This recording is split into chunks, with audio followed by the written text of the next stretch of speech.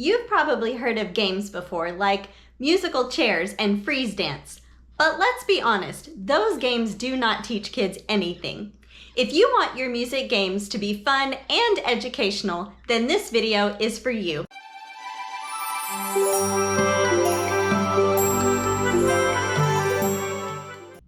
Welcome back to Morning Basket Music, your best resource for learning how to teach music to kids. I'm Leanne, a homeschool mom of 2, and I've been a music educator for over 18 years. It can be really fun to incorporate games into our music lessons, but anytime I'm choosing a game, I want to make sure that it has an actual purpose and it's not just a time filler. Today, I'll be showing you 4 different games that you can use in your music lessons.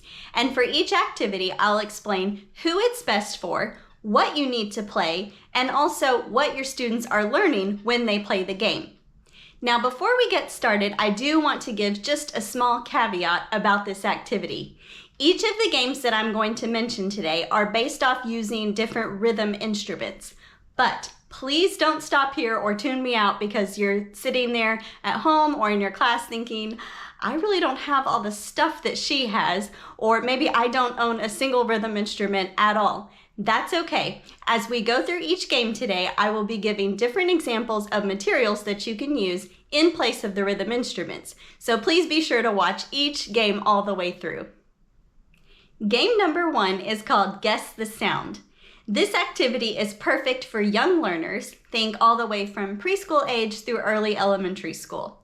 And what you'll need to gather in order to play is a variety of different sound instruments or sound sources. So I will be using different rhythm instruments to demonstrate in the video today. But remember, if you don't own anything like that, you can still play the game. Just do a quick search around your house for different items. Can you find things that make various sounds? Some things that come to mind would be like a jacket with a zipper, or a dog collar with a tag that'll make like a jingling sound when you shake it. You can even look for items in your pantry, such as a jar of dry popcorn kernels. Anything that makes different sounds will work for this game. Once you've decided on the different instruments or sounds that you're going to use for this game, you also will need a place to hide them from the students. So in my case, I just took an Amazon box that I had laying around and flipped it around so that I can hide things inside of it. Before you begin the game, also be sure that the students know the different sounds that they might be hearing that they have to guess from. So in my box, I've got a drum, a maraca, as well as a triangle instrument. If you're playing with much younger students, you probably just want to start with one easy sound at a time, so it's fairly simple for them to guess. But if you're playing with older students, you can make this game more challenging by stacking sounds on top of each other. So play 2 different sounds in a row and see if they can guess them in the correct order. Even if you're playing with a really large class, you could let the students take turns, let's say 2 or 3 kids at a time. They get to come around to the hidden area and each choose an instrument to play, but here's the deal. They're all going to play them at the same time and see if the other kids can guess what sounds they heard. So, what are students learning through this Guess the Sound game? Well, they are working on their listening skills so that they can identify the correct answer of what made the sound, and they're also working on classifying different materials. For example, in my early music lessons, I want kids to start learning about percussion instruments. Are they played by tapping, shaking, or scraping? So after they guess the correct instrument, I will follow that up with, how does this instrument get played, or how does it make it sound? If you have chosen to use items that you found at home, you could also do some type of classification, maybe by what material is this made from. Game number 2, hot and cold using instruments. This game is really perfect for just about any age kids, and the setup is very simple. Look around your space and see what you can find, just a small item that would be easy to hide somewhere in the room for kids to go find. So I took a look around my space, and here's what I came up with. A bluey, or actually a bingo card that I could tape up somewhere. and a small little turtle keychain. So again, something small that would be easy to tuck away somewhere or to tape somewhere for kids to find.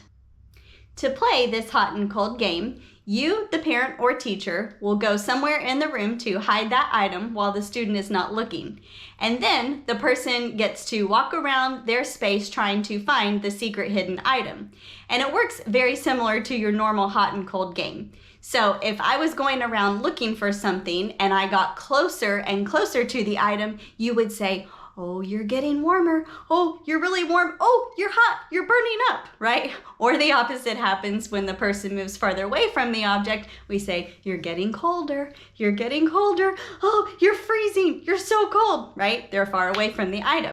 Now, instead of saying the words hot and cold, we're going to substitute it by making sounds on our rhythm instruments. So I will give students a choice. They can either play slow when the person is far away from it and then play faster as they get close to the object, or they could do the opposites, playing loud and soft sounds. It's kind of inevitable. They're going to probably end up combining those two things. So they'll play really loud and fast when the person gets close to the hidden object, or they'll play quiet and slowly when the person is far away. Okay, so let's practice. Pretend like that item is hidden behind your chair. And as I get closer, these are the sounds that I hear on the rhythm instruments. And that's my signal letting me know, oh, I must be getting really close. And when I'm somewhere on the opposite side of the room and I'm not very close at all, these are the types of sounds that I hear. So that's my signal. This game is great because whether you are the person listening to the sounds and looking for the hidden object, or whether you're the person with the instrument playing those sounds, what we're working on here are opposites in music. So think quiet versus loud, or slow versus fast, and we're demonstrating those terms. It's also a great opportunity to start using some of the real music words such as piano and forte, or largo and allegro. Before we get to our next game, I just want to pause for a moment and say I'm really thankful that you're here and that you found the Morning Basket Music channel. We are just getting things started around here, and it would mean so much to me if you would like this video and be sure to subscribe to Morning Basket Music because it will help more people find this channel. Also, I'm really curious to know what music games that you have tried and been successful with in your own teaching. So please be sure to leave those ideas down in the comments below. Game number 3 is called Conducting with Feet. And yes, it is exactly what it sounds like. We are going to conduct different music instruments using not our hands, but our feet. So kids always get a laugh out of this one, and it's super fun. I would say really it can be used with any age. Again, all the way from preschool up through elementary school. They will love this one. For this game, you just need one person who is brave enough to be the conductor and stand in front of the group of instrument players. But the main rule that you're going to tell them is you have to communicate different things, different ways that you want them to play, like fast or slow or loud and quiet, but you cannot use any gestures using your hands. You have to do all the communicating through your feet. Now, the instrument players have to watch the conductor's feet closely and see if they can play the correct sounds based on what they observed. Here's some examples.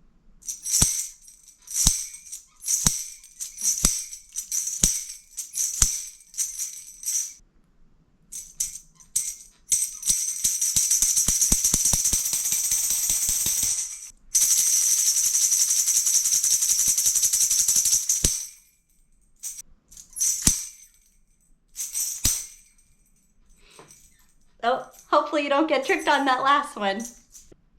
So yes, this is definitely one of the sillier games that we play in music, but kids are learning some really valuable lessons.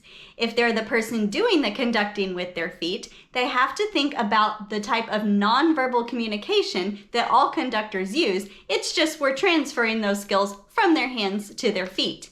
And if the students are the people playing the instrument sounds, they have to observe the conductor's motions and be able to accurately display those by playing their instrument. Game number 4 is called Forbidden Rhythm, and this is one of my all-time favorite games to use with a little bit older students. So up into elementary school, all the way into early middle school, because there is a little bit of background knowledge required. Once your students have a good understanding of some basic rhythm patterns using things like quarter notes and eighth notes or rests, they are ready to play this game. To set up this game, you need something such as a drum or sets of rhythm sticks, or if you don't have any of those, you can also just do this game by clapping different rhythms on your hands. So the teacher and the students will go back and forth 4 beats at a time, performing a rhythm that the group will then echo, like this. And the students echo. Back and forth to get used to this idea of teacher plays and then we echo after her. To begin the game, I'm going to display some type of 4-beat rhythm pattern up front where everyone can see, and we're going to practice it several times so that they know how it sounds.